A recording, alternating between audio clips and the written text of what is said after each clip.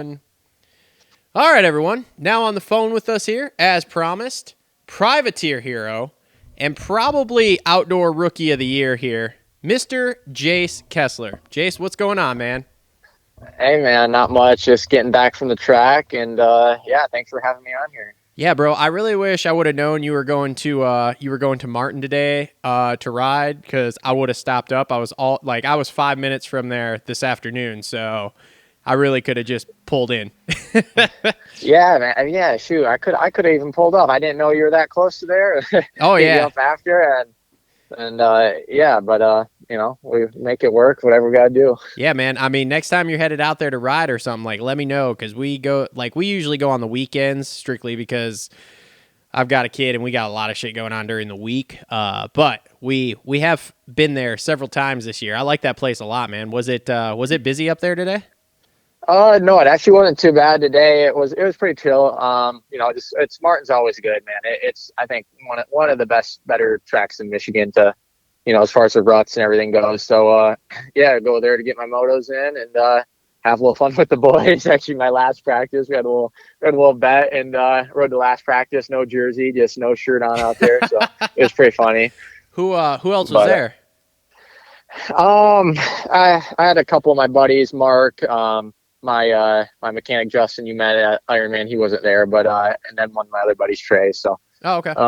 yeah, a couple of them, and we always know people at the track, so no, it's cool. Sweet. So yeah, because dude, there's always people that show up there. Who was there? Oh, last time I was there, Gruye was there, and then Lorenz was there. And that was pretty funny because Gruye was coming off his broken leg or whatever, and Lorenz could not get by him. He was smoking Lorenz all day. It was pretty funny to watch. Dude, Gruye's insane. He was actually there today. Oh god. Matter of fact, but yeah, dude, Gruye, that guy's a fucking legend, man. I mean, what can you say?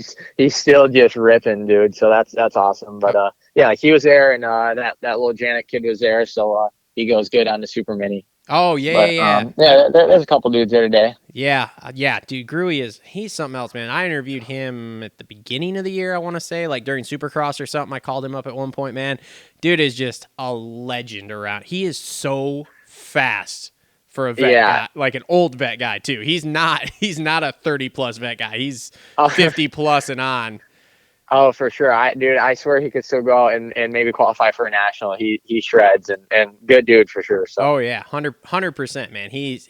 I mean, we were at Vet Fest at Redbud, I don't know, a month or so ago, and he's launching Laroccos, and I'm just like, really? This is what we're doing today, huh? So. Oh, I know the guy is nuts. He's nuts. So anyway, all right. So let's get your superhero backstory here. Where you come from, how you started riding, when you started riding, and kind of your come up here. Because I mean, basically, you came out of Loretta's this year and then just started riding the pros and just, for lack of a better term, destroying everyone. As far as rookies went. So give us your abbreviated superhero backstory here. Yeah, no, I appreciate that. But yeah, from Eagle, Michigan, it's kind of like in the Lansing area, so pretty much middle of the state, part of Michigan Mafia, man. Always been here shredding the mitten. But yeah, I started riding when I was 3. My dad got me a bike, and I took to it, man. First time I got on the bike, I knew that's what I wanted to do. I love dirt bikes. I just loved anything with wheels, so. Got a bike going when I was 3, and then I started racing when I was 4. Actually, my first race was at Moreland's, and had the little Suzuki P-Dub when they had those out. So yeah, that's how I got started. And yeah, first time going to Loretta's was 2009 on a junior bike. We didn't really know much about it, and was kind of doing the local stuff, District 14 GLMX, and heard about Loretta's and everything, so we decided to try for that, and I made it. And my first year there, I got 6, and been going there ever since. And then pretty much doing all the amateur nationals and up until this point. So yeah, man, just trying to make it happen. That's always been my dream, to be a professional motocross racer, and I want to be a top guy at that. So I have big goals for myself, and I've always, since I've been little, knew what I wanted to do. So yeah, just plugging away at it and trying to make it happen, man. Sweet. So, do you have you won any titles at Loretta's or? No, I didn't end up winning any titles at Loretta's. I came so close so many times, dude. Like I I I threw away a couple titles for sure. I've gotten second multiple times, third multiple times. I've won motos. Just I've been super close, but just always came up a little bit short. One year on a 65, I was leading the last moto, got passed on the last lap with 2 corners to go, and threw away the title. That was when me, Aiden Fierro, Styles, and Masterpool were all battling for the title that year. So I lost it that year. 2019, I threw it away. Had a bad moto my last one. So I've came close, so close, and that was a big goal of mine was to win Loretta's, and it's a bummer I didn't for sure. But at the end of the day, I mean, the amateur stuff, it really doesn't matter in the grand scheme of it, because once you go pro, it's a totally different ball game. I've realized that now, racing a few of these pro races and stuff, and what you do as an amateur really doesn't matter. It's all what you make happen when you're pro. But yeah, would have loved to win that for sure. I've won other titles, Mini-O's, Daytona, throughout the years growing up and stuff. I've quite a few titles, but yeah, never got a Loretta's one. Well, that's awesome, man. So you go pro this year, and you started in the 250 class, correct? Because I believe that was how I first basically found out. Like, my co-host Justin, he somehow, even as far away from amateur racing as he is now, knows all of you amateur guys. So he had said your name, and then I started hearing about you through like PulpMX fantasy stuff, because you're racing a bone stock 250F from my understanding, and literally like getting top 20s on it. So how does the decision get made of, hey, I'm going to go pro, I'm going to race a 250F, but it's going to be bone stock? Because there's not a lot of dudes that would be like, yeah, this seems like a good idea, because the 250 class, you don't really see that much.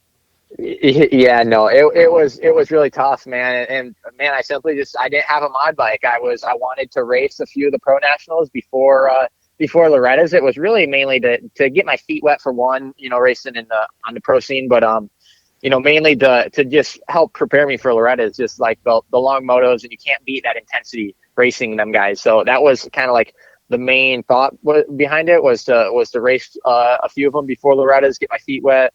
Run some long motos, intensity, all that. And, yeah, I just didn't have a mod bike. Raced a bone stocker, man, stock exhaust, stock bike, everything. It was tough for sure. I was definitely a bit underpowered, and especially in the 250 class, it's so hard to compete against some factory bikes in general. But, no excuses, man. Like I wasn't, I just going out there to race my dirt bike and trying to do the best I can on whatever I'm on. So, coulda, woulda, shoulda, wish obviously I had a mod bike, good running mod bike, but we didn't. And, that was just a situation that was put in my hands and just made it work. So, yeah, I raced High Point, Redbud, in Southwick on the 250. And, I, did fairly well, always got 8 up on the start and stuff, but I was always coming through the pack, and I got all, top 20s at every round and stuff. So that was, I feel like a pretty solid and put a good baseline for after Loretta's, and yeah, so that's how that came about. What were your finishes at Redbud? Do you remember? I went 22, or I went 19-22.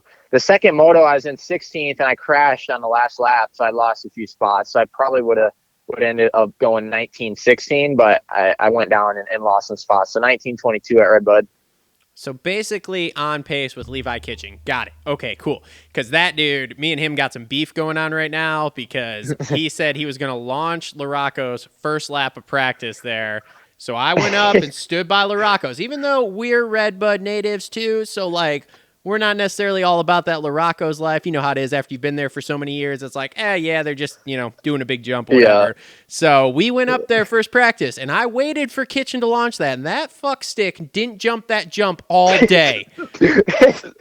Oh yeah, I think he was just all talk on that one, dude. He was. He didn't know how big the leap really was. He got that taste of the Michigan the Michigan Redbud. So He didn't want to no, pull a Levi's, Faulkner, so I can't blame him on that one. But still, dude, if you're yeah. gonna call it out like that, like, oh yeah, I'll do this first lap of practice. All right, let's see it, bud. Make it happen. I was No, ready. Levi's a good dude. He's funny. He's funny as hell, really. But no, that is funny. I did hear that, and a few people were bummed, man. They were like, man, where was it at? Yeah, I think I even asked him. I said, where was that leap at? oh yeah, trust me. Like if I ever talk to that kid, that's gonna be the first thing I'm gonna say is like, bro, we got some beef because 2021, I go to the leap to watch you do this, and you don't. That was a bummer. We have beef. Yeah. So whatever. Anyway, so bro, you've been traveling the country here in a box van all year, basically hitting these pro races. I mean, tell us some good road stories that you can tell us without any legal ramifications here, because I've been watching the vlog a little bit and it looks like you guys have a good time on the road, and I'm curious because we used to travel a little bit for some other motorcycle stuff, so I know there's always good road stories that happen. Yeah, no, man, we just been having a blast. We were on the road for a while. We did the three rounds right before Loretta's, and then yeah, went to Loretta's and stuff, and then after did 4 out of the last 5 rounds. So yeah, we just we go in the box van, load it up, and go race. So it's a good time. I have my buddy Justin with me, and he helps me out at those pro races, and we kind of have a little thing. We call it the A Team. It's our little vlog or whatever, like you said, and yeah, no, it's a good time. Honestly, man, this year it's went pretty dang smooth. We don't have really any like crazy stories, really. I mean, you always get like the crazy road ragers and some stuff like that, but Any really nothing homeless too spectacular. any homeless At people try Iron to break Man, in? no, dude, nothing really. At Iron Man though, we were heading there in the van. The brakes went out on the van. The line got a hole in it. So I was going through, dude. I was driving too. I was going through Indy, dude, and the brake is just going right to the floor. And we had nothing. It was squirrely. I'm like, well, hopefully no one like hits their brakes too quick because they're getting rammed for sure. So that was probably the sketchiest thing we've had happen. Was we had to go to Iron Man, no brakes, but other than that, dude, nothing too crazy. We always have it on the vlog at the hotels. We'd be stealing the water, filling up our tanks at the hotel, and washing our bikes in the parking lot. Yep, Unadilla, we were in the straight hood in Unadilla, and we filled our hotel or our tank up at the hotel, and we pull all of our stuff out of the van, and we're just cleaning everything up, and it was pretty funny. That was, but yeah, nothing too crazy this year, but throughout the years I have had some wild stories for sure. Do any of them involve hookers propositioning? No. One year, this was about 2018. Me and one of my friends, Antonio, we were going to California, and we were going from Michigan in the van, and man, we had a whole slew of problems. We got the tires changed on the van before we left, and in the place, I shit you not, didn't torque down the lug nuts on the tires. So we're going through Nebraska at 3 a.m, and the tires just literally fly off the back of the van. I don't know. I was driving. I don't know how we didn't like die. Pretty much, van was just swapping back and forth, and we had a whole slew of problems because it like messed up a bunch of the wiring under the van when the tires came off. Man, destroyed the fenders, the fucking back step, and man, caused a whole bunch of problems. So we broke down 6 times on that trip because nobody could figure out the whole wiring situation from the wheels. So Jesus. that was pretty crazy. That was something out of a movie. Holy smokes. So the Paula race, Paula 2 there, you went out and kind of got the factory treatment courtesy of another podcast, Schmulpum X there. What was that experience like for you, man? No, it was good. I've always been pretty close with Nick Way. He's a fellow Michigan guy, and he hit me up a couple weeks prior to Paula and was, asked me if I had any interest in racing Paula. And I was like, hell yeah, like I'd love to for sure. But, I had at the time no plans of racing it just because that's, pretty far for us to drive all the way from Michigan to California. So my season was going to end at Ironman, and Nick hit me up and asked me that. And he said he could try to make something happen. And then, yeah, Paul, they had me on that Privateer Island podcast, and I was talking to him, and he offered for me to ride his bike. So I hit him up after the show, and he used to be Nick's mechanic as well. So they kind of were already talking, I guess.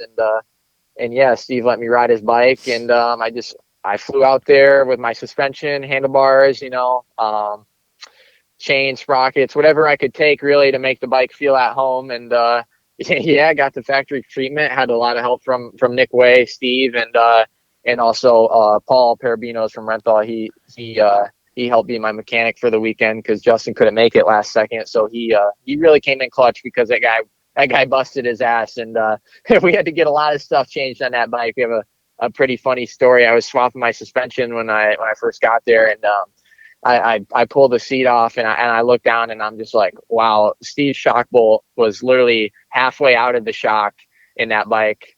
So one more ride, and that shock probably was going to go through the seat on him. But so it was a little squirrely, but we had to get a few things for it. But all in all, it was good, and I was just stoked to be out there racing, man, and have those type of people support me and help me really meant a lot, and met a lot of good people out there too. So yeah, I was just stoked to keep my season going and be racing out there. Yeah, I mean, I listen to a bunch of Steve's stuff.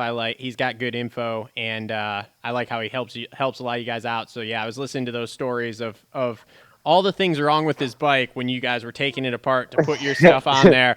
And I feel like his definition of being a former mechanic is very loose, we'll say. Because from the stories of him not washing his bike to all the stuff that was wrong with it, I'm like, are you sure? Are you sure he used to be a factory mechanic? I'm confused here. No, Nick was giving him some crap because, yeah, he gets the bike and the thing just wasn't washed at all. It looked like it hadn't been washed ever, really. So he had his kids out there. He had Donovan out there scrubbing on it, getting it all nice and clean for me. That's awesome. That is awesome. So what's the plan for the off season here? I know you told me, I think that you're going to California this weekend, or what's the plan here? What's the deal? Yeah, man. So after Paula, there's no off season for me. I just wanted to keep grinding and keep riding. So after Paula got back here, just took a couple quick days off and just pretty much got back to it, man. Just trying to make them gains, because I feel like now is really the time of when you make that, and everybody's has their off season. Obviously, it's a long season, but I jumped in there at the end, so I'm so fresh and ready to go, and trying to get better and keep improving. So I just kept at it, and I've been training here in Michigan, just trying to stay at it for right now. And then, the plan is doing East Coast Supercross 2022. So going to be jumping on that here pretty shortly. I'm going to head down to Kevin Wyndham's house and be training Supercross with him. So I'm looking forward to that and everyone down there. So he can definitely teach me a thing or two about SX. So I got a lot to learn, but I want to get on it, as quick as I can, because it's just a totally different ball game, and I want to come into Supercross like really dialed. So sick. So what are you doing for bikes for the 250s? Are you staying on Blue Crew, or are you moving to something else? What's the plan for that? It's kind of in the works. I've had a few teams hit me up after outdoors. I do put tell. in, some decent results, and at least turned some people's heads. So I had quite a few smaller teams hit me up, and which is good. It's what I need. I really want to get on something to get me going for Supercross and beyond, because man, it's so tough going to these races on your own, in the van you're driving there, and just that alone just drains you, and then you're I'm in between motos, changing my filter sometimes and just doing all this stuff that definitely takes away from the racing a bit. You can say it doesn't all you want, but all these guys, half of them on the line, they're not changing their filters and doing all the stuff I'm doing out there. So that was definitely the goal, was to get on something so I can at least show up, man, and focus on riding my dirt bike, have everything be ready, and then I can worry about putting in good results and stuff. So I'm talking to a few teams right now. I'm not going to mention who, but great. I'm gonna text you after this. I want the inside scoop. All right, I'll let you know after. But Yeah, no, I've been talking to a few teams, and one in particular that I really wanna go with, and I have a really solid program and seem like really good people. So potentially might be riding Hondas. That's all I'm gonna say. But Okay. yeah, something that's in the works right now, and we're getting it figured out. So if I were to be full privateer again, I'd be on Yamaha for sure. I'd stick on Yamaha, but with who I'm looking at right now, it potentially could be Honda. So with let's just say for argument's sake here, if you were to stay full privateer with Yamaha, do you have a dealership that gets you guys bikes, or what's the deal with that? Or you just buy yours, or how does that work? Not really. We do have some support from US 27 Motorsports, and they have helped me out quite a bit. But I'm still buying bikes and everything. They try to help me out as much as I can. Getting parts at cost and that type of stuff. But yeah, still buying bikes and everything and all that. So if I were to be privateer, yeah, it would be getting some fresh bikes and sticking with them. But I've been lucky enough to have them help me like they have, and always keeping me dialed in with making sure I got everything, getting parts to me quick and everything like that. But yeah, no, we're pretty much paying for everything full privateer. Now, if you were to stay privateer, also, would you go back to 450s for outdoors next year then? I honestly, it's hard to say, man. It's kind of we've talked about it, and it is probably would be a possibility for sure. I think with the team I'm talking to right now, that could be a potential as well. They wanted me to ride 450 outdoor and 250 Supercross, so I might be riding 450 outdoor anyways. So Okay. It's just it's hard, man. Especially privateer, it's really hard to compete against some factory bikes in the 250 and 450. It's just that gap, even though you're still going up against them bikes and the fastest guys in the world. Like the gap's a little less, at least between the bikes, and it makes it just a little bit easier. More on the skill level instead of the bike like the 250. So yeah, just kind of play it by ear and go from there. It's kind of long ways away, but Supercross for sure 250, and then yeah, it could be a good possibility for 450 outdoor again. That'd be cool.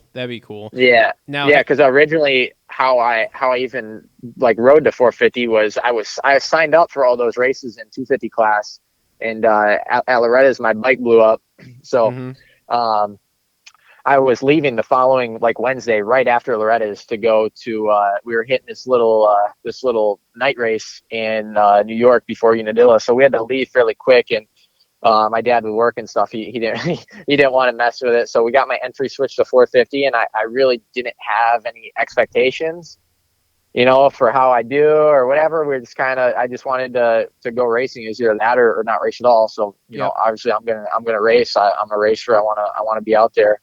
So we went there, and I did really well. Was running in the top 10 for over half the moto, and finished 13th in one of the motos. So after that, we just got all the rest of the entry fees, switched over 450 and just kind of ran it from there. Sweet. Well, I'll say you did pretty good because, I mean, you ran a handful of outdoor races is all this year, and you still managed to get a national number. Like, I think the only guy who did it in less races than you was like Robbie Wageman, who's number 99 next year. I think he only did like 2 or 3, like 1 Supercross and 2 outdoors. So that's not bad, Yeah. Jace. That's not bad.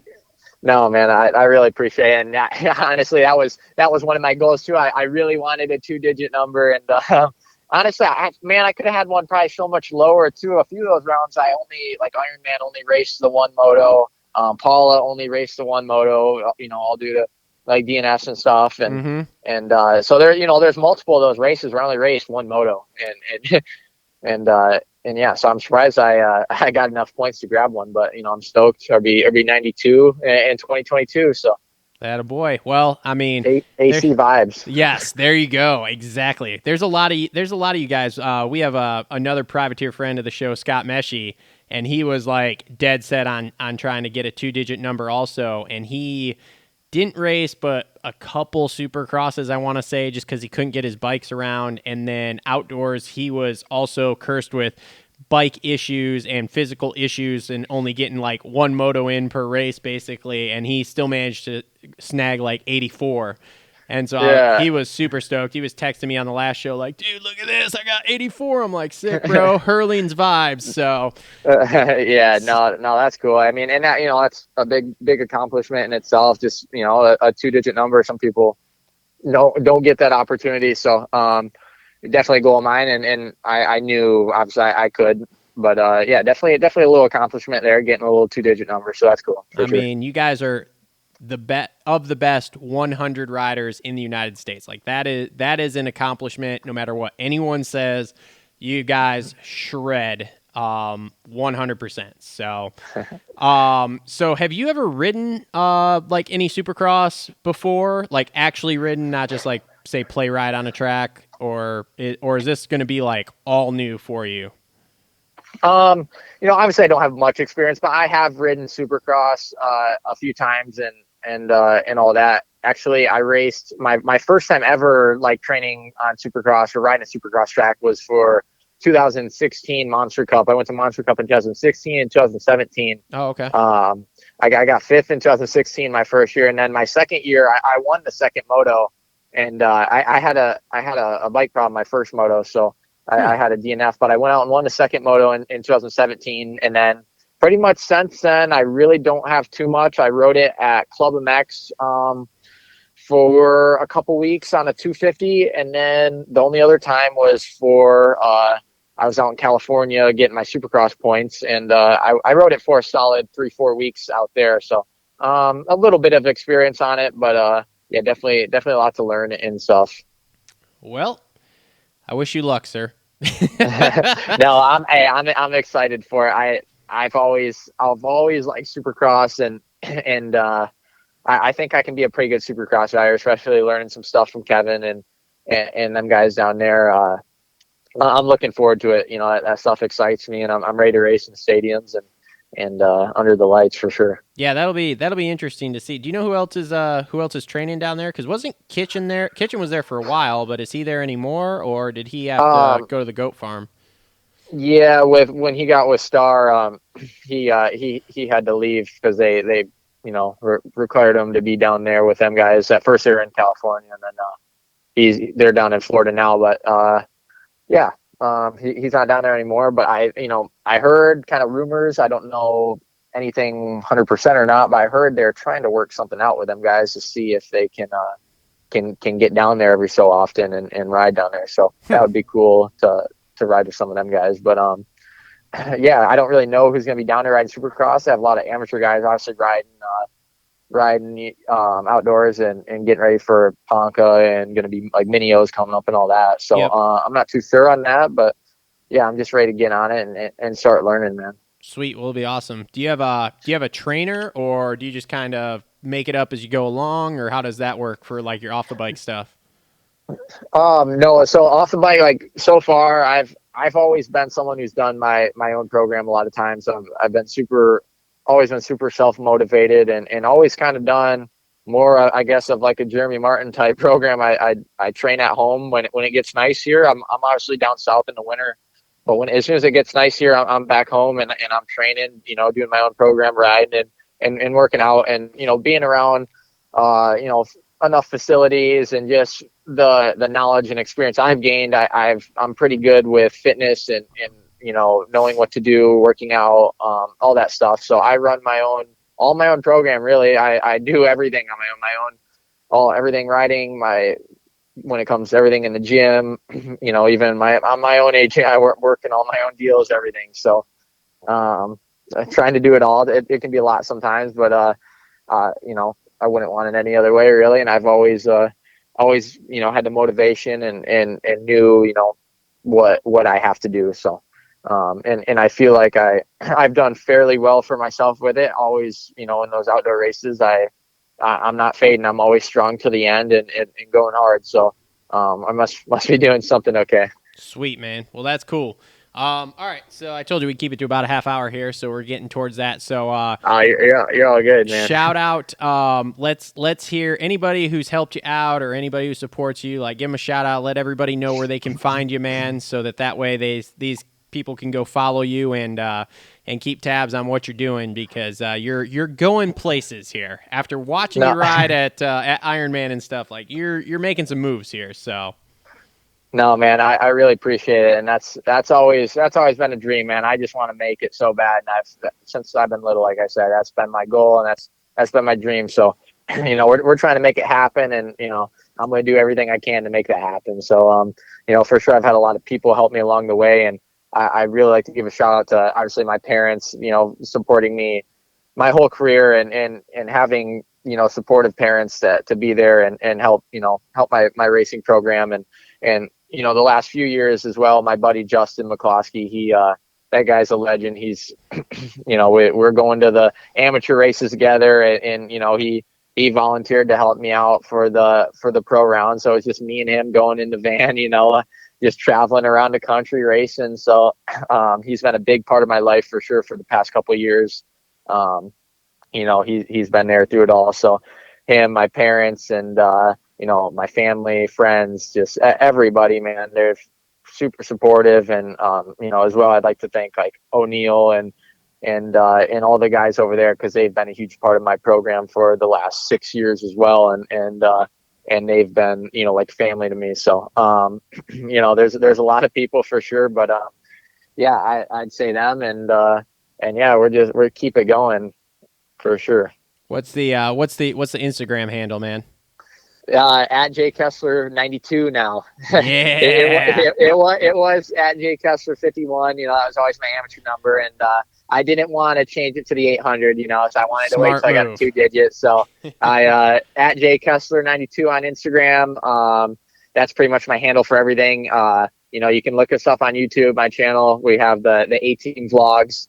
We've been putting out, doing the race weekends at the pro nationals and whatever else. So that's kind of been something fun we've been doing, me and Justin, and my buddy Trey, my other friend Ross, the whole bunch of guys. We have a little group here in Michigan, and came up with a little 18 thing. So yeah, look us up on YouTube, check out the vlogs, Instagram, TikTok at Jace Kessler 92 as well. So yeah, I think that's about all I'm on.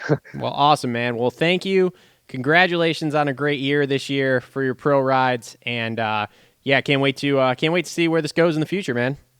Yeah, no, I thank you so much, man. I really appreciate you having me on here, and man, stoked to be talking with you. So Hey, thank you. don't worry, we're gonna get you on during the season too after you start doing Supercross.